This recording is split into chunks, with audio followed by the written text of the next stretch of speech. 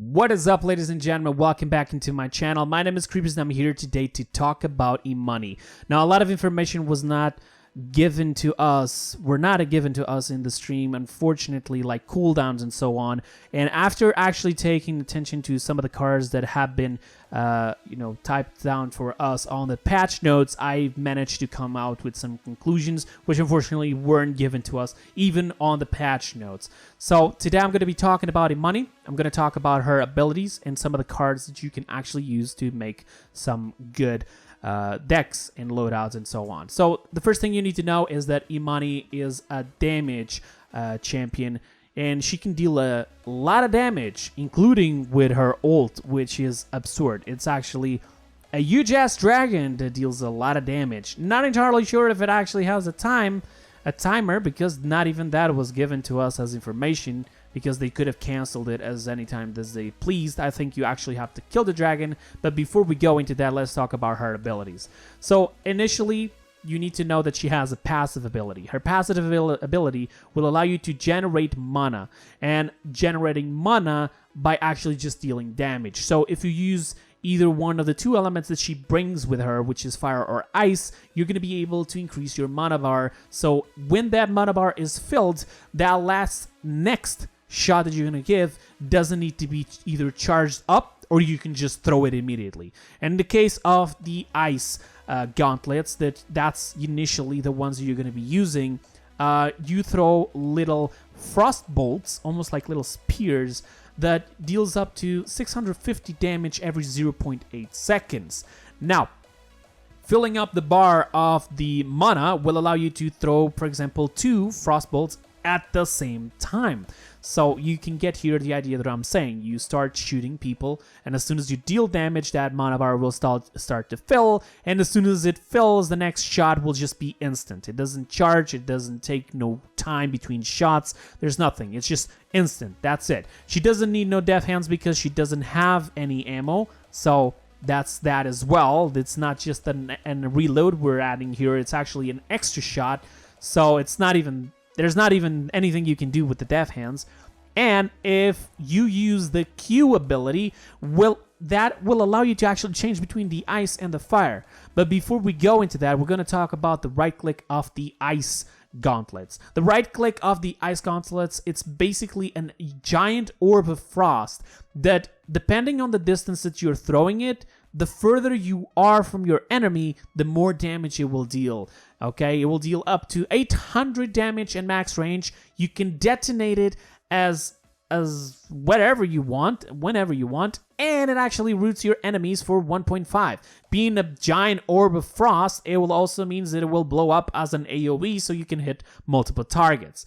Now, you have that, and when using the Q ability, which is the one that will allow you to change between the elements, you will go into the fire gauntlets. The fire gauntlets are left click of the fire gauntlets is pretty much throwing little fireballs that you can charge up, or you can just throw them raw, but the problem is it will not deal any damage whatsoever. So charging it up will allow you to throw a larger fireball that will deal up to 1000 damage. Of course, filling up the mana bar with that dealing damage that you're going to be doing will allow you to actually throw an extra fireball for 1000 damage without actually having to charge it. So imagine you're really close to fill up that bar, just give a couple shots and the next shot will be 1000 damage without actually having to charge it, like the Shaolin shots basically.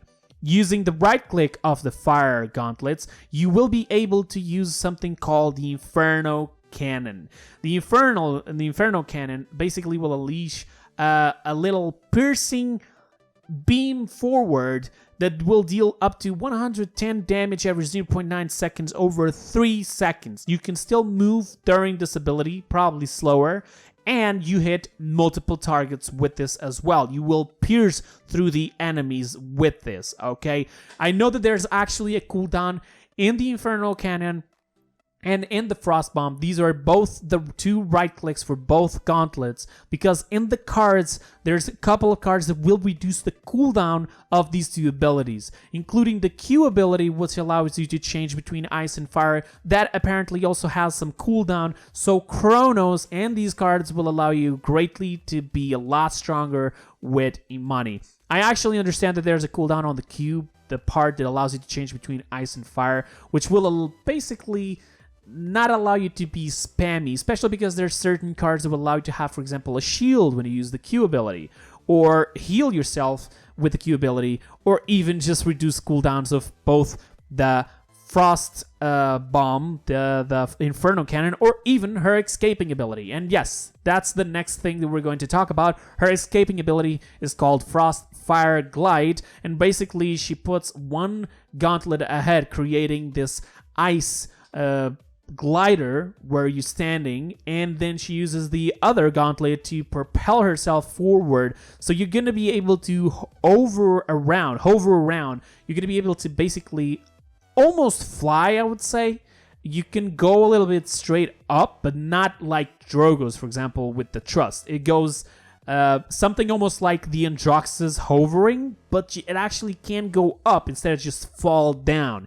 And of course, it only lasts up to 2.5 seconds, and you can increase this time with cards. You can increase, for example, as well, reduce the cooldown of this ability, and you can even put heals and the duration, the speed. You can change pretty much almost everything for this ability, allowing it to make you survive a little bit more, run away faster.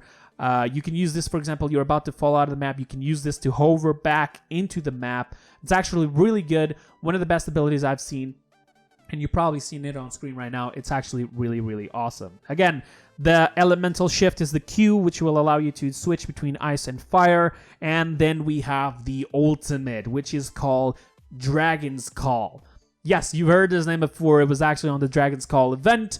You do know that after that event, after we used the key to get something, the gauntlet was caught up by Dredge. Dredge then was faced against Imani. Imani got her gauntlets back, and now she is here to kick some ass. But the problem is with her ultimate, she literally calls a dragon. It's not even just the name. It literally calls a dragon, a big-ass dragon that deals a lot of damage, and it must be killed, or Imani must be killed to stop it. So basically, when activating this ultimate, what's going to happen is you're going to be losing all control over Imani. She's going to be staying almost like an ice statue on one place, and she can be easily killed. So you want to try to use this while hiding on a corner or on the room or somewhere that nobody can reach. And then you use the dragon, which you can control, go up, down, front, and so on, being a little bit slower than usual, with 7,500 health and a lot of damage,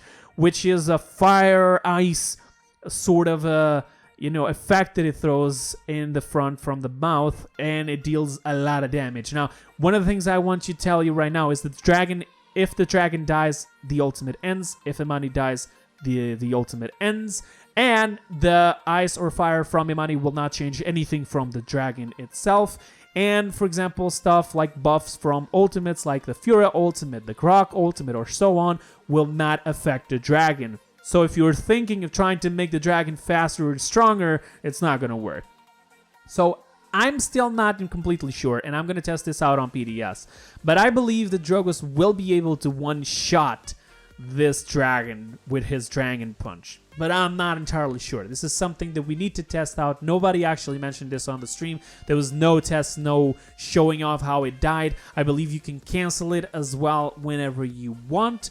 And I don't think it actually has a timer, because Imani becomes basically just a little statue that it's easy to destroy. So you just use a Tallents, find Imani, and kill her. But also, I saw something on the stream that leads me to think that you will not be able to use your ultimate with Tallents against Imani, because she becomes pretty much a deployable, if I'm not mistaken. I may be mistaken, but I think that's how it works, actually. And if that works, that means the bulldozer will be able to kill her, because she's now a statue, and she's pretty much a deployable. So we're gonna have to wait to see. Now let's talk about her talents. She has 3 talents. It's only 3 talents because now every champion will have it. She will unlock the first one immediately. The second one will be a level 2 and the third one will be a level 8. The first talent will allow you to, when using those frost little bolts, the spears that I mentioned, it will actually bounce to another enemy but dealing less damage. So basically almost like a shock pulse from Grok, but it will only hit, I believe, only one person. And it will not deal as much as damage as the initial bolt that hit the first person. Then we have the second talent called Pyromania, which every third fireball you hit explodes, damaging nearby enemies. So it's an AoE, becomes almost like the scuttle barrel, you know, from Dredge. And you actually don't need to even charge the fireballs. You just need to throw 2 fireballs. You can throw them without actually charging them, dealing almost no damage, of course. But then the third fireball will actually deal an explosion. So if there's people together, you can just throw 2 fireballs, and then initially the third one will deal this much damage. Of course, you have to know that you have to charge that third fireball. Okay, and if you do not hit 2 in a row, I believe it actually cancels it. So you have to actually hit 2 fireballs immediately, one after the other, without missing, to the third one to become this AoE explosion thing. Then you have the Mana Rift. The Mana Rift is basically, if you stand still on one place, this light beam will appear under you, and it will start to charge your mana bar. So you can use your right click or even use that so-called no charging shot. So as you can see here, this will probably be the one that will be mostly used for Imani, because if she just stands in a corner hiding away from the point, she gets her mana up and then goes into the point, uses that fire cannon, the inferno cannon, or even the frost bomb, and it'll be insane. Or even just, you know, just get that extra shot with the fire attack, the normal fire left click, and she will deal 1000 damage. And together, of course, if you have your full mana bar together with the second talent that I mentioned, the third one will be AoE, you'll be able to deal 1000 damage and AoE without having to charge it. You just have to be able to time it. But we'll get to test that out on PDS, which will be awesome. Now, as for her cards, there's nothing, you know, too crazy. Her four initial cards, one will give you extra health. The second one will create a shield if you go below 50%. Third, it will actually reduce the frost bomb cooldown every time you use a fireball and you hit it with somebody. And the fourth card will do the exact same but opposite. If you use the frost bolts, it will reduce the cooldown of Inferno Cannon. So these are the cards that are telling me that these 2 abilities have cooldowns that we didn't get to see in the stream. They didn't get to told us how many time it has on cooldown for each ability. But when we get into BDS, we'll probably see it really easy. Now, the other 4 cards, for example, for Frost Bomb or Inferno Cannon, will increase the duration, for example, of Frost Bomb, or increase Frost Bomb's mana contribution. You can also increase the movement speed while casting Inferno Cannon. So this is the part where I was mentioning that you can move while using the Inferno Cannon, or you can even use the Inferno Cannon's mana contribution. So these 2 cards that I mentioned about the contribution, I may be mistaken, but I think it's actually the opposite of what I was mentioning before. If you use the fire cannon, the Inferno Cannon, you will actually increase your mana bar instead of actually taking it away. And it's just a cooldown on that Inferno Cannon. So I guess that's actually good. We can still charge up for our next shot with our right clicks, which is awesome. So we got that, but then we have some cards for our elemental shift, the one that allows it to shift between ice and fire. And in here you can like reduce the cooldown of that frost fire glide by using the elemental shift. You can create a shield for 3 seconds on you, depending on the amount of points you put it. There will be a stronger shield by using just the elemental shift.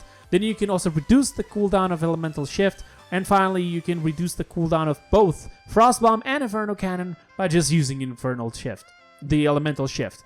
Then the final one is basically the ones that I mentioned before, where you can increase the duration of the Frostfire Glide. You can travel faster, or you can heal yourself, or even just generate mana while using it. So There's not a lot of like crazy cards here going on. You can still do some pretty good loadouts together with the talents. The ultimate is the one that it's actually bothering me a lot, because I'm still going to have to test this out and see how we're going to be able to stop the ultimate, which I'm going to be trying to bring some videos about this soon enough. And that's pretty much it for the video, guys. I hope you guys enjoyed. And if there's any doubts, just wait for PDS to be up. It'll be up pretty soon, probably, and we're going to be able to test it out. Just a little heads up before I end the video. There's a couple of skins for Imani already shown to us. There's the normal skin. There's the skin that it's pretty much a recolor. The dragon becomes a red, I believe, and she becomes bald. She loses the hair locks in the back. I even said, I made a joke about this on the stream, where people with low FPS can just use this skin because there's not a hair to render, and as such it'll be better. Then there's the gold skin that looks pretty lit. The entire dragon is gold. And there's finally one other skin. I'm calling it the silver skin because basically she's all white, including hair, the dragon, and so on. And it's actually really, really awesome. This skin, I believe it's on the Season Pass. Season Pass is not related to the Battle Passes anymore, I believe. And as such, you can buy the Season Pass for a couple of cosmetics and so on, and this will be one of it that it's inside of it. So that's all for the video today, guys. I hope you guys enjoyed, and if there's any doubt, again, just wait for the PDS or wait for my next video on Imani, and that will be it for now. I'll see you guys until then, and have some happy holidays, guys. See you next time.